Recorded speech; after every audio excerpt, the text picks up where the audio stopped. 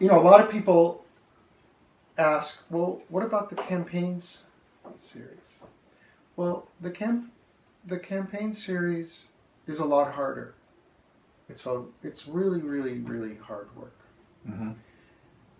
But the reason why I like the series we're doing now is it's fun. I can't define fun. Right. I can't define that, but I know that those games are much more fun to work on. Mm-hmm. And it's fun is what's guiding it. That's what's pulling that. That idea of following that current of positive energy, wherever it's Joseph Campbell calls it follow your bliss. Following your bliss. But your bliss isn't interested in what you should or shouldn't be doing. It's not interested in strategy. It's not interested in money, pragmatism. Yeah, or outcome. See, it's not really. That's because I think that's a big part of it. It's not about outcome. So it's not that I need to reach some end that I've decided is important to me. It's more like I'm going to follow bliss. I'm sure there were a lot of people, a lot of voices, a lot of parts of yourself saying, oh, no, do the hard one. You got to keep doing the hard one. And your choice is, I'm going to do the one that I want to do.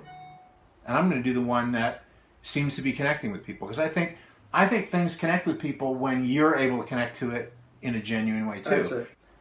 If you try to do something to have an effect, you're not going to have the effect. Right. Probably my music failed because, you know why? Because it was so important to me that I do this.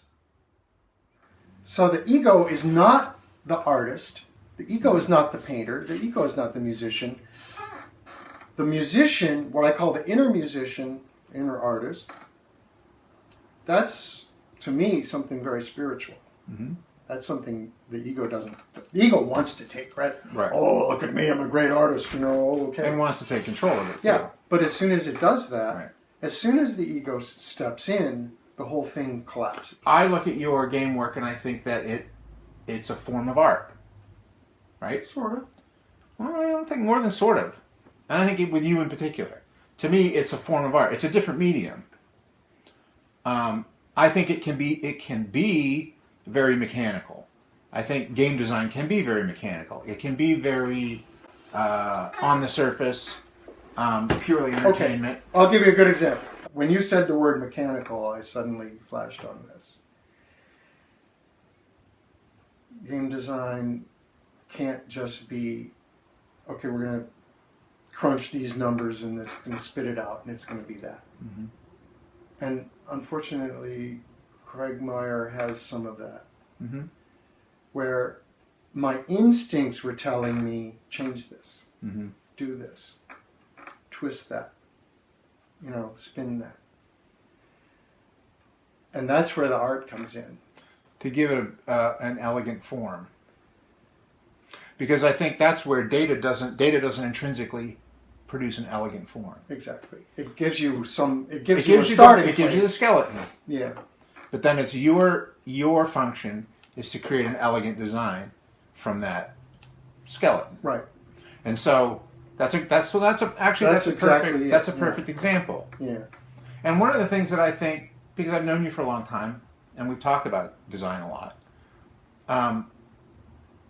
you seem to me to have a very strong identity as a designer that sort of is always walking that line between the data. You're a very thorough researcher. You like to get lots and lots and lots of different inputs, and then the artist who sort of puts the web to that and makes that whole thing come alive. You digest it. Yeah. You're so deeply into it. Right. And I'm sure you've had that experience with your painting too. Yeah, that getting lost. You get lost in it. Yeah. But that's when the good stuff really happens. Right. If you say, I'm going to make a lot of money, or I'm going to do this game because I want to make 10 grand, nobody's going to care. But it's interesting because like that that's seen in our society, maybe by humans generally, as the only way to progress, is to say, this is the thing that I want, and I'm going to go out and I'm going to get it. And I'm going to use my willpower to do it, and I'm going to use my self-discipline to do it, and I'm going to enlist all the help that I need to do it, and I'm going to be very successful. Mm-hmm. And a lot of times that actually works. That sort of brute force works. The thing that I've realized for myself, because I would describe my young career, I was following my passion, but I was very strategic in some ways about it. And for me, the crisis came when I reached the goal, and I realized that the goal that I had set for myself was not the life-nourishing thing that I needed, and I sort of had sacrificed my art along the way. Mm-hmm. Right?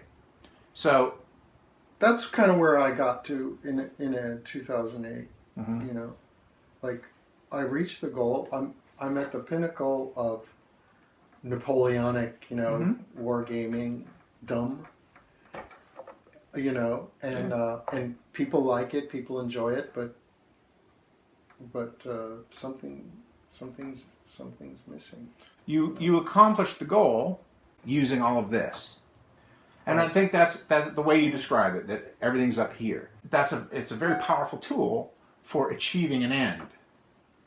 But the problem is it's very bad at selecting an end that matters. It doesn't know. It doesn't know.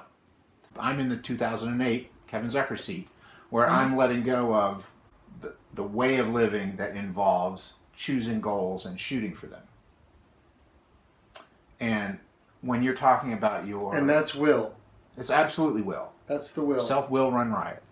So your love for the work is genuine, and it's not forced, and it's not aiming at some long-term outcome. It's simply an expression that's happening moment to moment. So what I've learned is it's a whole lot nicer to work with love energy than will. Mm-hmm. And when you work with love energy, other people respond. But it took a whole lifetime for me to find that out. And it took getting sick many times, and it took going to the flower remedies. You know, where it was explicitly laid out, you know. Mm-hmm. And somehow that love and the music never connected until I started playing rock and roll. Mm-hmm. Even the accordion. You know, I never even liked the accordion. You know, so you never know how that's going to fall out.